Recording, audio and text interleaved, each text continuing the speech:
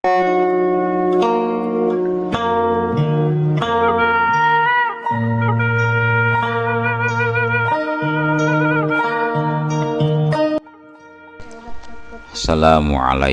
warahmatullahi wabarakatuh. Wadia balad dongeng Ki Agus Jago di mana wae ayana. Alhamdulillah wa syukru ala ni'amillah. Kalayan diwuwuh ku Qobul anu maha agung, dibarengan ku pangijabah anu maha kawasa, diiring ku kadedeh kanyaah Gusti anu maha suci. Urang ayeuna dugi kadangat ayeuna masih keneh tiasa ditepang dangukeun deui dina acara anu matuh kamemet urang sadayana, nyatana dina pagelaran dongeng Sunda jejer carita Nyi Kelet bagian anuka salapananya. Ieu dongeng mangrupikeun buah karyana Kang Rudiansah ti palihan Garut Leles.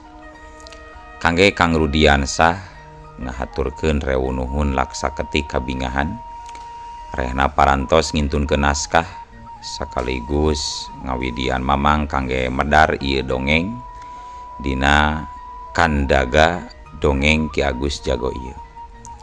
Atuh sumangga kanu teu acan subrek kantun subrek heula, ngarah langkung pogot sareng langkung sumanget deui ka si mamangna dina enggoning medar ieu dongengna. Nging hilap di like di komennya nu saseueur-seueurna. Lainna naon, mamang mah sok bingah kitunya upami maosan komentar-komentar ti para wargi sadayana teh. Kalintang bingahna deui upami mah link video mamang ieu dipangserkeun atanapi dipangbagikeun.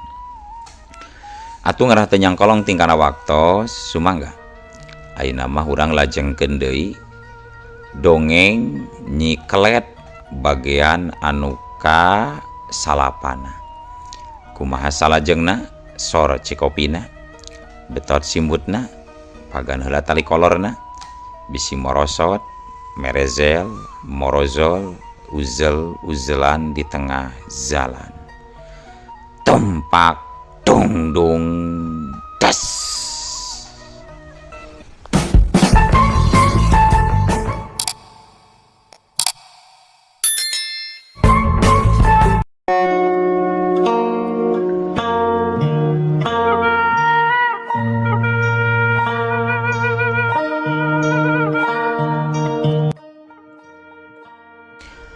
Pak RW, ye kuring mawa tambang ageng ye Pak RW.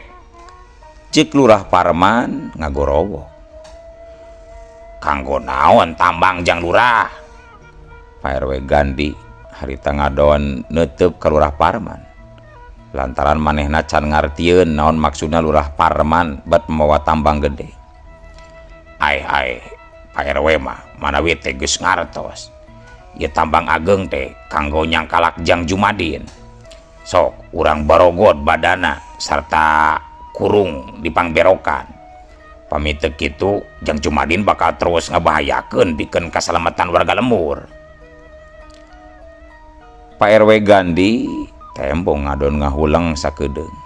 Bangun anu terus mikir, teu dilapok nyarita. Oh, muhun atuh mangga pami kitu mah. Jang Jumadin urang cangkalak bae ku urang. Asal jaminanana Jang Jumadin ulah dugi ka ngarandapan naon-naon Pak Lurah. Hish, nyamuhun atuh Pak RW. Mainnya abdi bade nyelakakeun warga Nyalirama. Ieu abdi nyandak tambang teh sanes kangge nyelakakeun Jang Jumadin. Tapi nulungan warga katut Jang Jumadin ku anjeun. Tapi pamin teu sapamadagan mah nya teu sawios. Antepkeun we Jang Jumadin teh sina amuk-amukan bari ngabahayakeun warga lembur. Pak RW Gandi bari mesem gancang nyarita. Sumuhun, mangga Jang Lurah. Bapak tos tangtos bade ngiringan. tur ngarojong lah karena pamandak Jang Lurah. Naon anu janten gagasan Jang Lurah eta teh mangrupikeun hiji kasayan pikeun urang sadaya. Warga lembur oge pasti satujueun pamijang Jumadin di Cangkalak mah. Rikat para warga di antarana anu langsung nembrong ngomong di baru ngacungkeun leungeun ka luhur. Abdi setuju Pak Lurah. Satuju abdi oge Pak Lurah. Jang Jumadin langkung sae di Cangkalak bae ku urang. Sarta kurung dina lebet pangberokan supaya lembur urang anu nuju kaweur ku ayeuna jurig hulu rada aman. Lain kitu dulur-dulur. Setuju. Tina saurang warga anu nembrong ngomong teh jadi kabeh marilu nembrong ngabudalkeun eusi hatena. Lurah Parman ngarasa reueus. Emun syukur atuh pami sadaya satuju mah. Eta pisan udah piharap. Hayu Pak RW ah. Urang waktosna ye pikeun nembongkeun rasa tanggung jawab mangsa ngamankeun pilemuran. Mohon mangga Jang Lurah, mangga. Lurah Parman jeung Pak RW katut warga tembong museurkeun deui tetepanana ka Asep Jabrik anu keur ngadengkek Jumadin dibantu ku warga.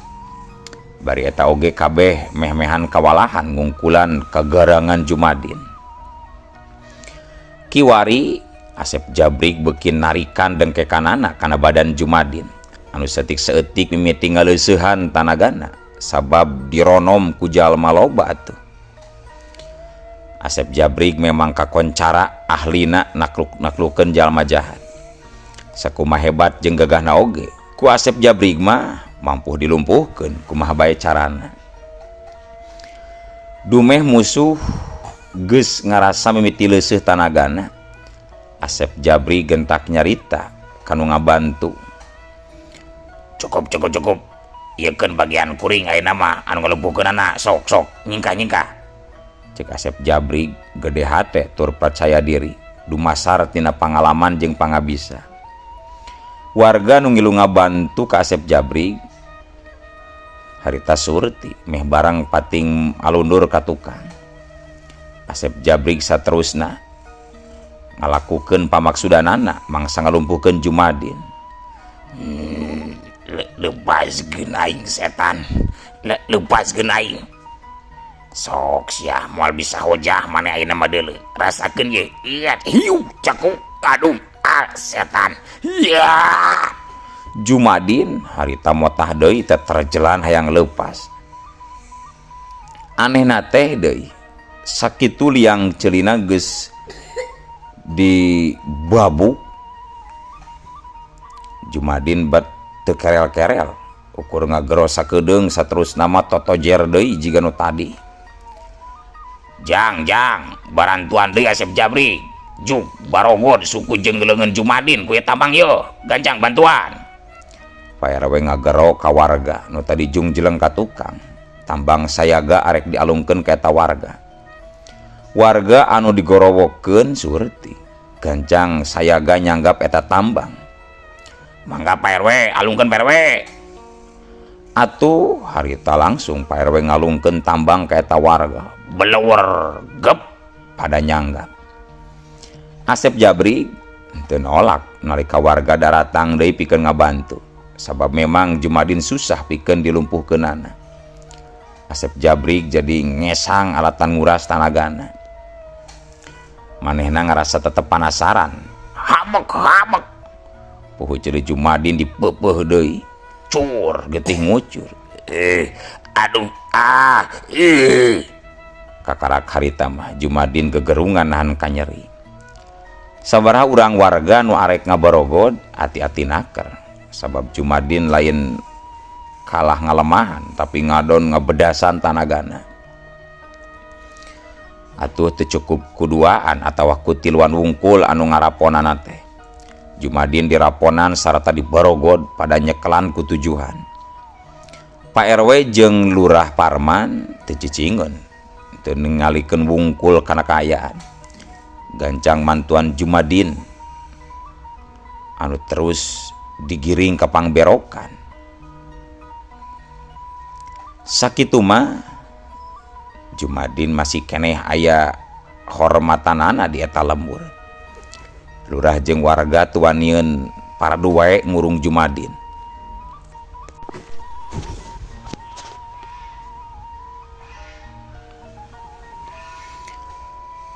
Jumadin wayah nanya ku kuring anjeun dikerem heula pikeun sementara waktu mah.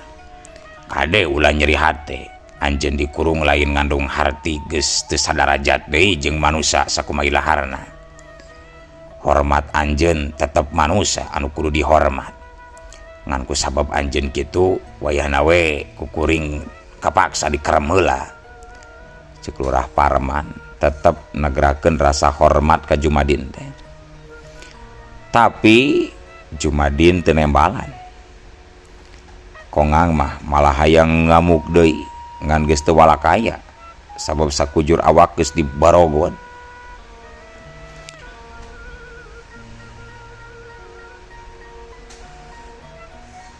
Geus leuwih ti sabaraha minggu Jumadin masih dikurung di jero pangberokan. Eta oge daharna masok aya nu mere ngan daharna sok dihuapan kuno daek. Jeung salila waktu eta lembur teh rada tingtrim eueuh deui jurig hulu anu nyieun kaonaran saprak Jumadin dikurung. Sedengkeun ngeunaan warga anu maluruh laratan jang Ajid jang Apud katut si Poleng akhirna mah daek teu daek. Kula wargana kudu narima kaputusan ti pihak desa. Maluruh 3 jalema anu leungit dieureunkeun sabab geus leuwih ti 2 minggu taya bae laratanana. Jeung ku sabab hal eta kapaksa anu leungit teh dianggap maot we sarta pihak desa anu tanggung jawab ngabiayaan keur acara waragad tahlilana. Tur teu karasa bareng jeung nyerelekna waktu anu terus lumaku.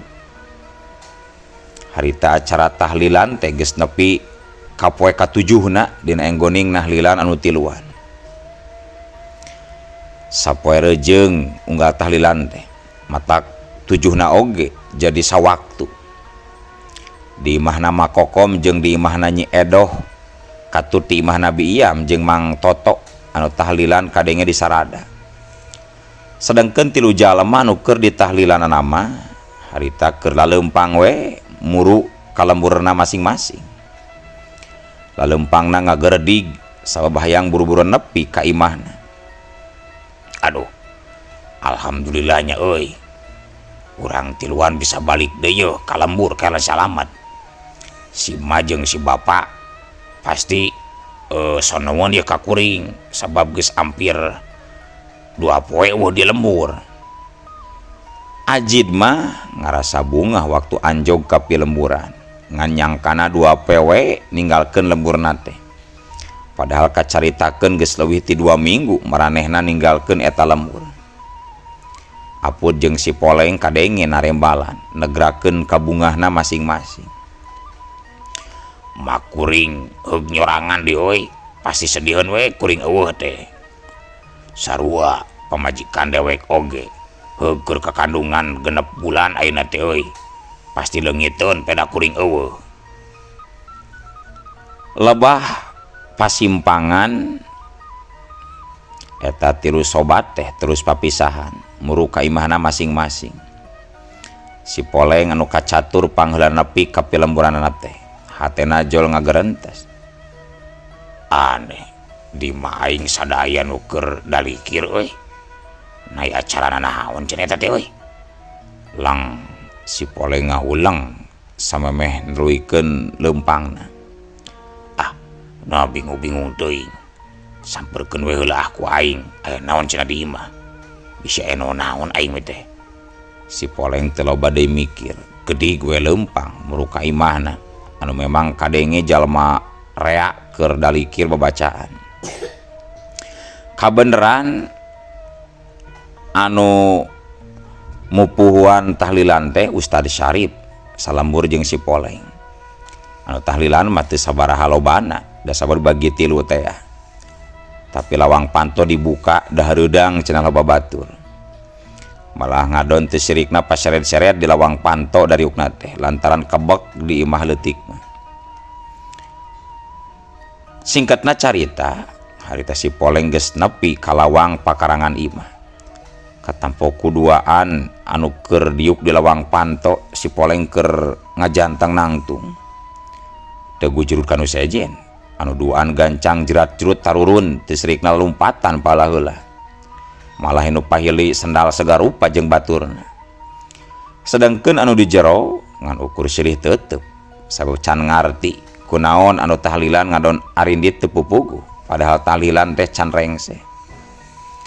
Ibu-ibu anu marantuan popolah di dapur hareraneun arek disusul bari ngudagkeun besek kagok geus pajarau. Dina kaayaan kitu aya nu datang ngabedegan nangtung. Tetela si Poleng bari nyarita, "Assalamualaikum.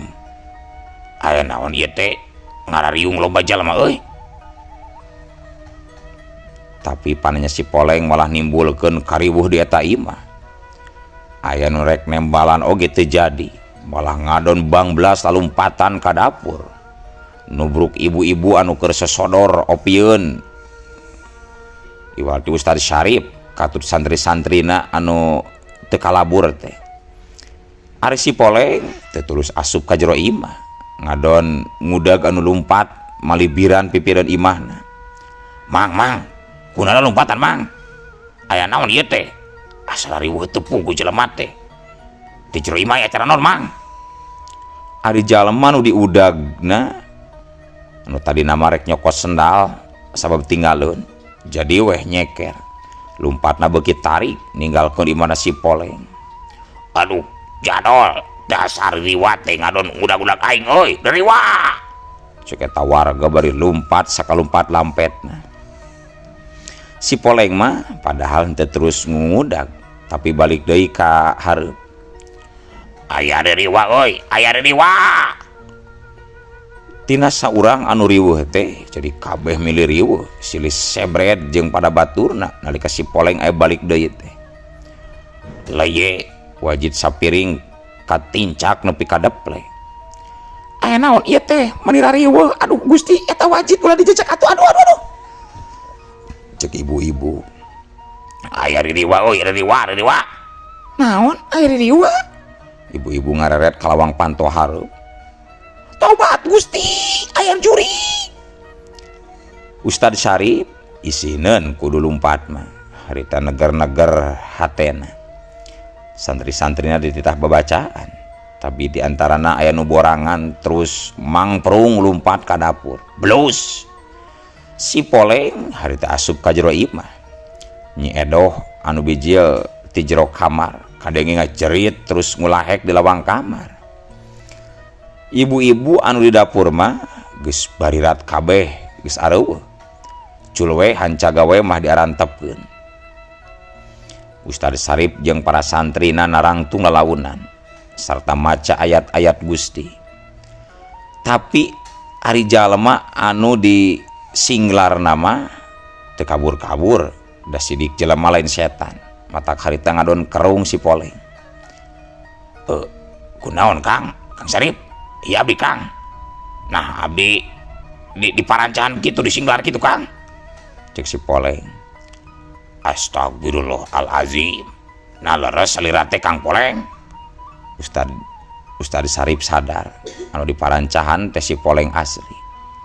"Sumun abdi teh pun Poleng. Nah kumaha ieu teh Kang? Aya naon? Geuning bangun anu tos ngariung syukuran ieu teh." "Duh Kang Poleng, saleres nama tos langkung sabulan Kang Poleng ngantunkeun bumi teh. Tapi di paluru mah di paluru, namung teh laratan. Margina teh eta nembe ayeuna tos tujuna Kang Poleng teh ditahlilankeun." "La ilaha illallah, astagfirullah Ustaz. Abdi disangka geus maot. Nembe oge 2 dinten 3 wengi abdi ngantunkeun lembur teh. Nah disebat sabulan langkung geuning." "Sumuhun tos sasasi langkung Jang Poleng ngantunkeun lembur teh. Margi tapi abdi teh tiluan jeung apur sareng ajid nembe oge 2 dinten 3 wengi. Aslina ieu mah Ustaz." Sumun leres Kang Poleng teh tiluan ngantunkeun ieu lembur. Ajid sareng Apud tangan Kang Poleng 2 dinten 3 wengi. Tapi keke ngobrol panjang lebar nama pami istri Jang Poleng geus dilereskeun ulah sina guler kitu. Hayu. Aduh sumun. Pun istri kunaon deui nya aduh ieu ngadon kapiuhan di dieu.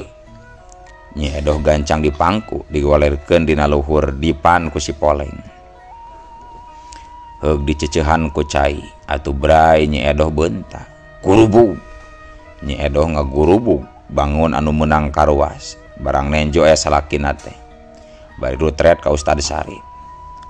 Ustad Sarip sureti gancang nyarita ka Nyi Edoh. Tenang Nyi Edoh, tenang. Alhamdulillah. Kening Kang Poleng teh jumeneng kene. Wih ka bumi kalayan salamet teu kadaruas. Da eta masana sadiriwa. Nyi Edoh beuki tambah antep mencerong seukeut ka salakina. Red ka handap. Red ka luhur. Red deui ka handap. Nah sukuna napak atawa henteu. Tetela sukuna masih napak kana palupu. Kang, leres ieu teh Akang. Ceuk Nyi Edoh masih can yakin mun eta teh nya salakina. Sedengkeun si Poleng gancang nembalan ngayakinkeun yen dirina masih kene hirup. Malah secara singkat si Poleng terus nyaritakeun dalampahanana nalika ninggalkeun lembur babarengan jeung si Ajid katut si Apud. Kabeh ditetek teh nu kaliwat dicaritakeun sacerewelena. Ustad Sarip jeung santri-santrina ngabandungan kalayan daria tur pinuh ku perhatian.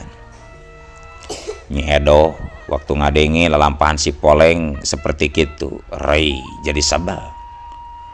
Tah janten kitu jujutan anu saleresna teh Pak Ustad. Nyai cek si Poleng mungkas guaran caritanana. Masya Allah. Allahu Akbar, Allah nu agung. Syukur alhamdulillah atuh. Akhirna Kang Poleng sareng sanesna tiasa mulang deui kalayan salamet. Nanging simkuring mung ngemutan. Pingkeun mah ulah saningal-ningal na Kang bilih kacandak ku sakaba-kaba oge ulah suaban dina cariosan. Sumun abdi oge moal deui Ustad kapok. Nyi Edoh nu katara rada baged kadenge ngomong. Untung anu ngarayut teh lain jelema. Coba mun ceuk asli jelema geus pasti moal mulang-mulang geura. Nyi Edoh mah kamana bae nyarios teh. Teu pisan-pisan Akang emutan kitu mah Nyi. Nya bisi we. Da geuning lalaki mah kabeh ge kararitu. Teu kaup ningali nu hurung herang. Kitu we tah panonna teh gular-gilar teu bisa cicing. Ustad Sarip tembong seuri terus nyarita. Tapi ku ayana ieu kajadian malah janten aya hikmana oge Nyi. Oh, maksud Ustad aya hikmana kumaha teh? Sumuhun pami Jang Poleng sareng Ajid katut Apud teu ngalaman hal kitu mah. Panginten moal apal jujutan ngeunaan Nyi Lilis katut Nyi Suryati. Tapi tosnya lah teu kada dicaritakeun deui ayeuna-ayeuna eta mah. Ayeuna mah kieu we nembe teh pan karak beres tahlilan Kang Poleng anu disangka pupus. Tapi kumargi Kang Poleng na oge alhamdulillah salamet mulih deui kararompok kalawan teu kurangan naon. Kumaha ayeuna mah urang gentes bae acara tahlilan teh ku acara syukuran ku balikna deui Kang Poleng. Oh, mangga sae atuh sae. Ngiringan bae abdi mah Pak Ustad. Tapi kumaha si Ajid jeung si Apud nasin banyak. Tenang. Aranjeun oge tangtos salalamet. Nanging nya kitu teh bakal aya salah paham heula. Moal bina ka Kang Poleng we seperti tadi. Oh, disangka ririwa pangintennya Ustad. Mun tah kitu. Gancangna carita sanggeus si Poleng bebersih kacai jeung disalin baju. Dek we harita syukuran kabeneran dahareun loba keneh da memang can didalahar. Sanggeus beres ngadungana dekul we harita ngariung dalahar. Beres dalaharna Ustad Sarip jeung santri-santrina terus we pamitan. Atuh di imah ngan tinggal duaan si Poleng jeung pamajikanana. Rusia salaki pamajikan ngobrol sama mesalare. Caturkeun Ustad Sarip anu keur marulang balik ka imahna sewang-sewangan bet kapegat ku lalumpatan. Masya Allah, aya naon ieu teh beta lompatan, aya naon? Ditanya ku Ustad Sarip, anu lompatan teh diantarana tuluy pada ngereunkeun lengkana bari ngahegak sarta ngawalon. Ai, Pak Ustad Sarip geuning, aduh. Mohon, aya naon meuni hari wus-wusi aya naon ieu? Ustad Sarip api-api can ngarti kana kayaan. Padahal mah nama geus ngarti, pasti eta warga teh bakal ngajawab nempo ririwah. Sedangkan adu sebut riwat teh diantarana pasti si Ajid atau si Apud. Aduh, itu di bumina si Apud aya ririwah Pak Ustad. Marupikeun si Apud mirip pisan. Alon warga. Warga sejena kadengen nembro ngomong. Makoko mah sepuna langsung ka pidara Pak Ustad. Waktos aya ririwah jeung Apud nembongan teh kitu mana Pak Ustad. Ustad Sarip unggut-unggutan di barung jeung imut. Geus rek nyarita deui ngan kaburu anu pating torojol manten warga lembur lompatan bari nyerebutkeun aya ririwah. Bi Iam jeung Mang Toto oge aya milu lumpat harita teh. Ririwah. Tulung. Anak kuring jadi ririwah. Cik Bi Iam gugorowokan bari nyingsat-nyingsatkeun samping anu arek morosot. Kalau resana ya Pak Ustad. Aduh, tulungan abdi Pak Ustad, tulungan. Duana Pak Amprok jeung Ustad Sarip sapara kanca. Tenang, salena tenang. Aya ririwah di mana ieu teh? Menira ruas kieu nguping aya ririwah di mana? Itu di bumi abdi aya ririwah Pak Ustad. Ririwah pun anak. Oh. Nah, ngadon kumujeng Pak Ustad. Punten satu acana Mang Toto kali Bi Iam. Sim kuring bade ngabenerkeun atawa rek ngalempengkeun naon anu salaresna karandapan. Mohon cobi kumaha salaresna teh Pak Ustad. Ya abdi janten panasaran hoyong nguping. Kabeh pating colohok nganti Ustad Sarip kadal cumarita. Singkatna carita, Ustad Sarip terus nyaritakeun kejadian waktu di mana si Poleng. Rupa-rupa anu ngaragepkeun teh diantarana anu terus nyaragapan pundukna asa nyuhid.